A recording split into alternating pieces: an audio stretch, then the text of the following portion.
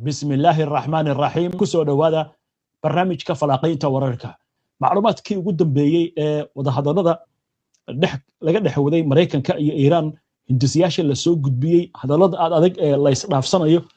warbixino dhanka sirdoonka iyo kuwa siyaasadda soo baxaya oo sheegaya Iran inay u sii dulqaadan karto muddo dheer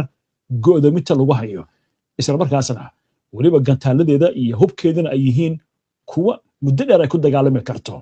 haddaba mahal bacaad lagu leysayba wixii Mareykanka iyo Israa'iil ay weerar ahaa ee qaadeen ee ka dhanka ah Iran isla markaasna la doonayay in lagu afgambiyo nidaamka kacaanka islaamiga ah waddankaasi ka jira intisaa hadda soo baxay ee Iran ay ka baaran degaysa ayaa lagu safeynaya inuu yahay mid madaxweynaha Mareykanka Donald Trump uu ku doonayo inuu marada ku cesho sida hadalka loo yiri isla markaasna dhiiqada uu ku jiro lugaha uu kala bixi lahaa gobolka bariga dhexe gaar ahaan Iran oo xaaladda ku adkeysay madaxweynaha Donald Trump maxamed xaaladdu way adag tahay Iran ilaa iyo hadda kama soo jawaabin hindisihii Mareykanku u gudbiyay laakiin warbaahinta reer galbeedka marka la eego waxa la leeyahay Trump wuxuu doonayaa in uu ceebtan iska dhaqo iyo sidoo uga bixi lahaana uu doonayaa Iran oo ku sii adkeynaysa waa leeyahay maxaa ugu dambeeya xaaladahani dagaalkii 40 maalmood ayaa xabajoojin kumeel gaar la gaaray xabajoojintii markay dhamaatana waxaa la isku dayay wajiga labaad ee wada hadallada in la galo ayadiina way shaqeyn weyday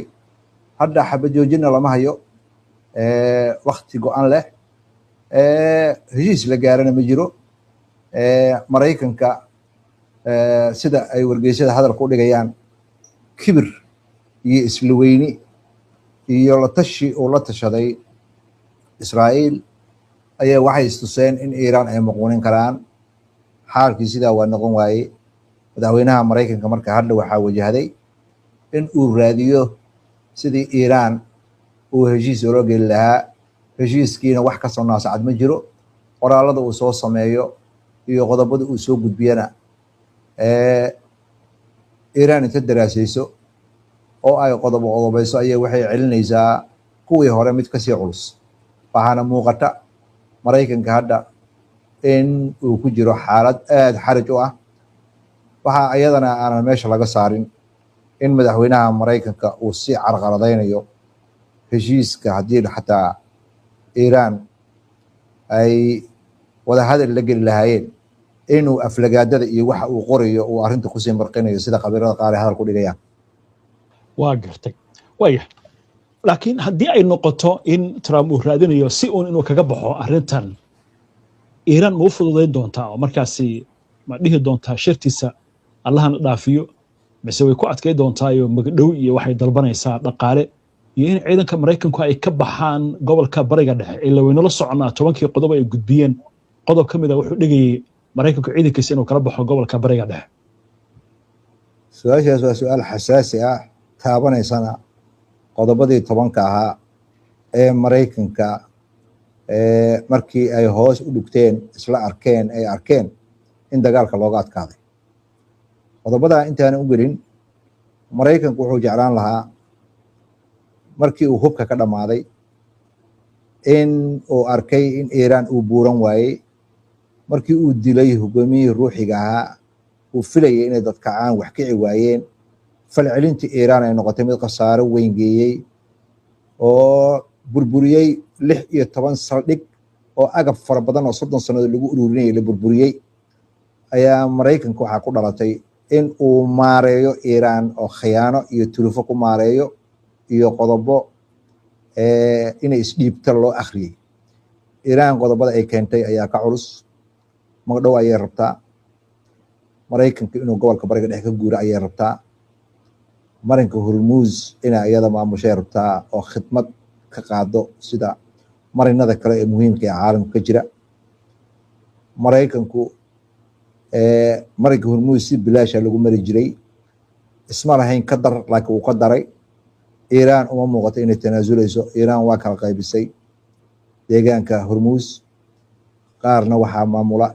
ciidamada ilaalada kacaanka ah dhinaca soke oo galbeedka ah dhinaca barigana waxaa maamula ciidamada militariga ah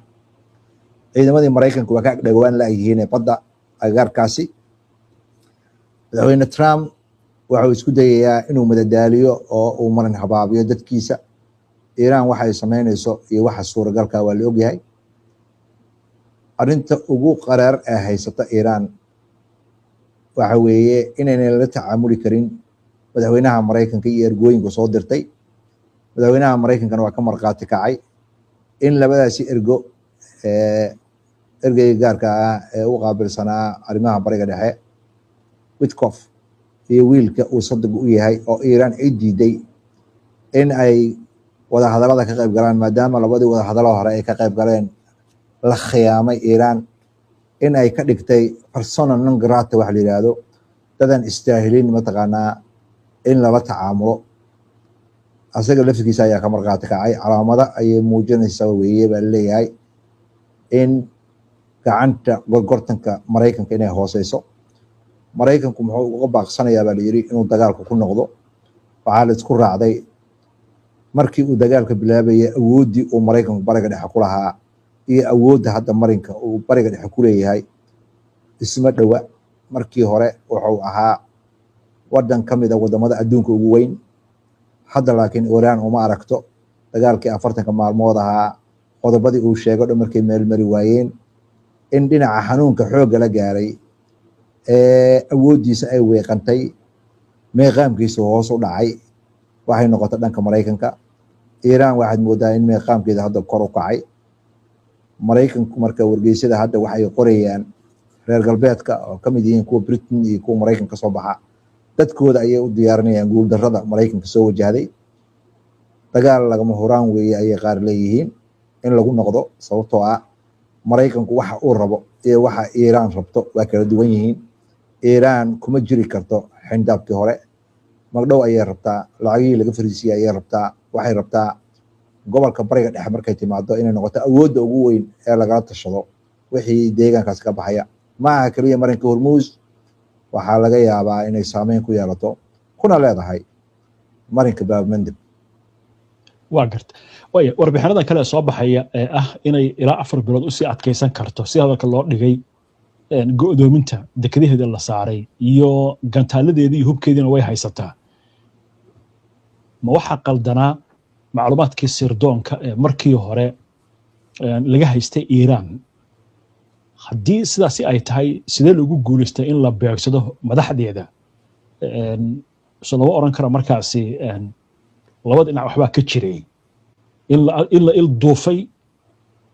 iyo inay Iiraan isbedeshay awood ay la soo baxday. sidee loo fasiri karaa arrintan? su-aashaas waa su-aal fiican, meelo badan ayay taabanaysaa. marka ugu horeysa wixii ka dambeeyey markii kacaanka Iiraan dhashay, dagaalkii 1980kii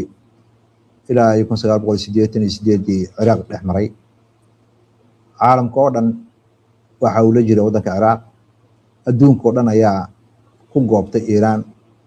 Iiraan si kastoo la yeelo waa la loodin waaye. gudahana waxaa ka jiray kooxo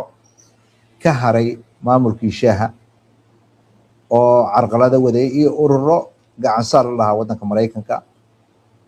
oo carqaladeyn iyo qarxin ka waday waddanka gudihiisa. ayadoo ay sidaas tahay waa la loodin waaye waddanka Iiraan. si kasta inta la yeelay Iiraan dagaalkii waa looga adkaan waaye, waana isdhiibi weyday. waxaa Iiraan ay sheegtay in xataa loo adeegsaday gaasas sun ah. wixii markaa ka dambeeyey Mareykanka ayaa qayb ka noqday dagaalka, oo diyaarad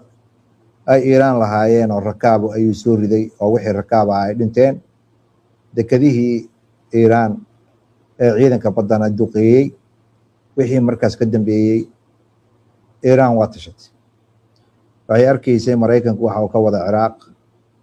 waxa uu ka waday Afghanistan.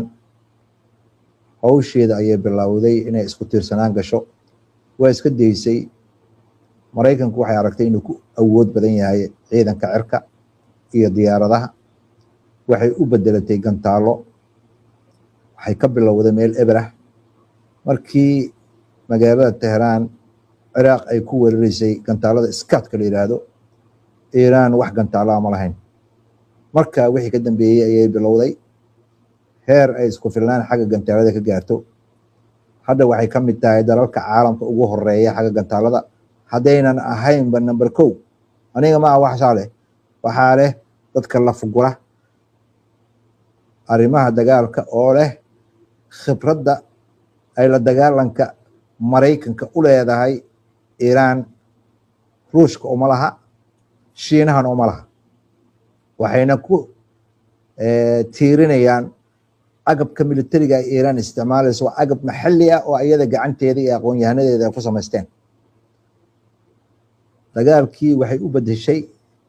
inay ciidankeeda ka dhigto 31 gobol oo kala madax bannaan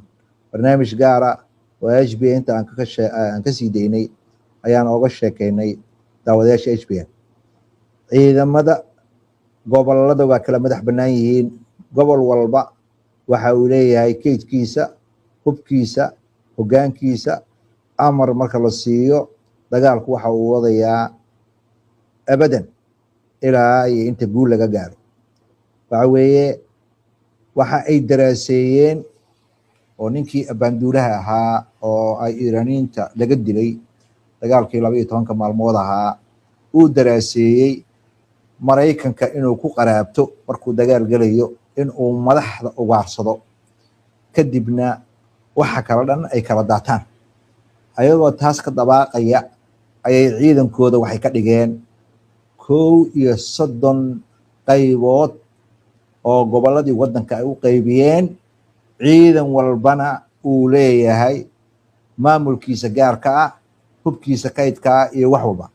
Mareykanka marka dagaalka cid uu la galay hal dawlad lama gelina wuxuu la galay 31 ciidan ayuu dagaal la galay meel kasta uu tago diyaaradiisa ay tagaan ciidamadiisa ay tagaan ciidamada maxalliga iska celinaya marka Mareykanka dagaal uu qaabasnayn ku talagelin dagaal jabhadeed ah dagaal naxariis aynan oolin ayuu qoorta gashtay waxaana qasbay Mareykanka inuu cagaha dhulka dhigo markii ciidamadiisii commandoska ahaa oo Isfahaan agteeda ku daadiyay oo ba iyo hoog uu ka qabsaday waxaana muuqata Mareykanka inuu soo taabtay kibirka sida ay Soomaalidu tira kibirka waa lagu jabaa inuu kibirkii ku soo jabay dhanka Iran waxay istustay ninkan madaxweynaha ah ee waalan waa sida hadalku u dhigeen ma aha kaliya dhanka Iran inuu haystaan inuu waalan yahay dhankii khabiiradii Mareykanka iyo aqoon-yahanadii Mareykanka ayaa waxay leeyihiin caafimaad ahaan ninkan nin sugan maaha professor Meesha maraa kamida professor waxa kamida Sachs ayaa kamida dhanka Mareykanka Iranna waxay u haystaanba ninkan in uu yahay shaydaan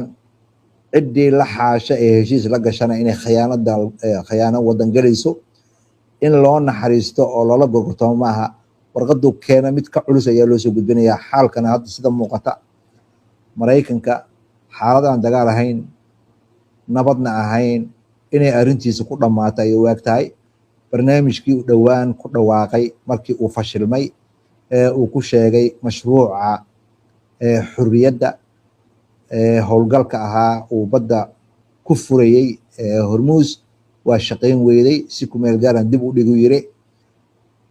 waxaana muuqata xaalku inuu ku cuslaanayo Mareykanka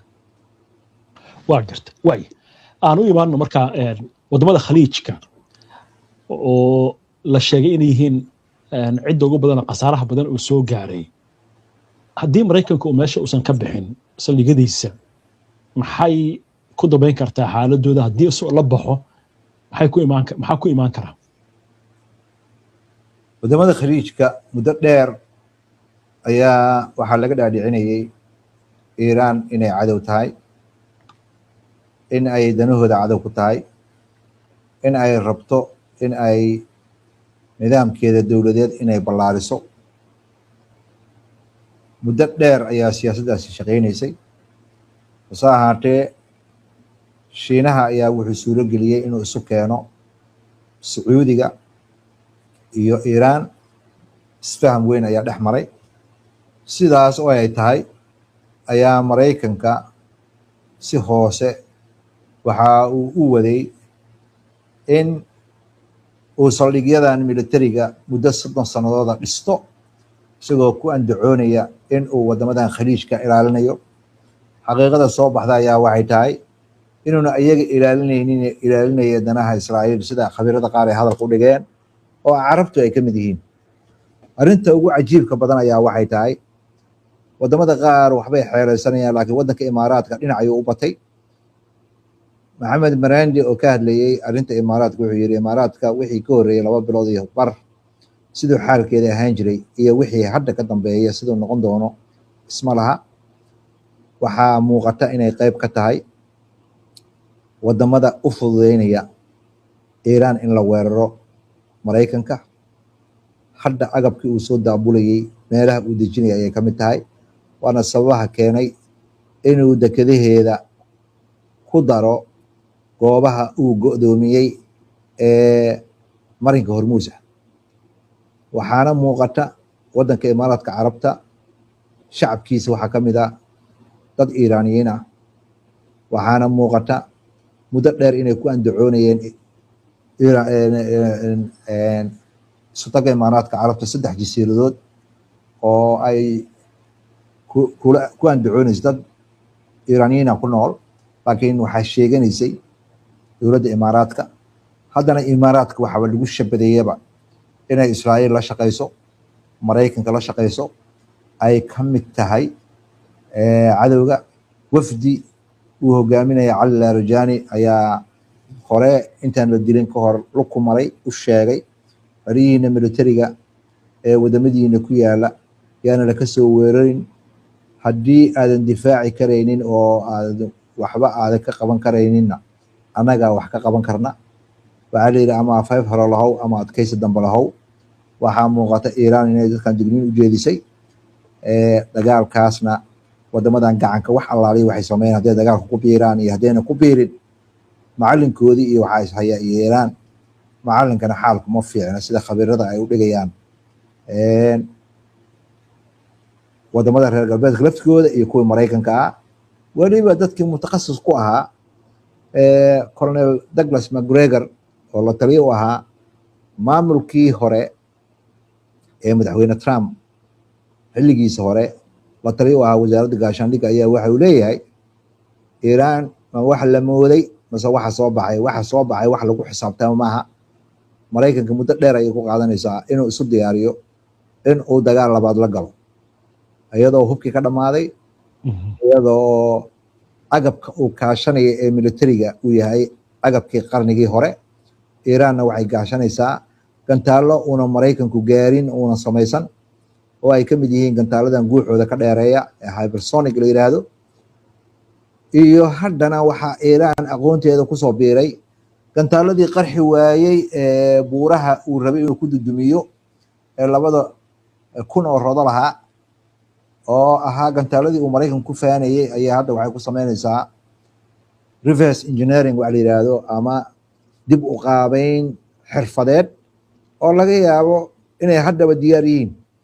Iiraan marka warshadaheediina way shaqeynayaan, agabka militariga ayaa samaysata, diyaaradaha droniskana waa kuwa lala yaabay sida ay waxyeeleen iyo sida wax u burburiyeen. nidaamkii difaaca cirka ee Maraykanku isku haleynaya ama Thaad ha noqdo ama kuwa kale ha noqdaan iyo kuwa Israa'iil intaba way shaqeyn waayeen. Iiraan waxaa sida khabiirada hadalka u dhigeen ay noqotay awood ballaaran oo aan la yareysan karayn. waqtiga maxamed aad baad u mahadsantahay. daawadayaashuna ay bahasay hilinta ayaan kusoo gabagabeynaynaa barnaamijkan. daawada si aad ula socoto wararka iyo barnaamijyada iyo macluumaadka aynu soo gudbino, haddii aad ku cusub tahay baraheena bulshada ama horay aadan ugu xirnayn hadda ku soo biir. waa inoo barnaamijka xiga insha Allah. inta ka horeysa salaamullaahi calaykum waraxmatullaahi wabarakaatuh.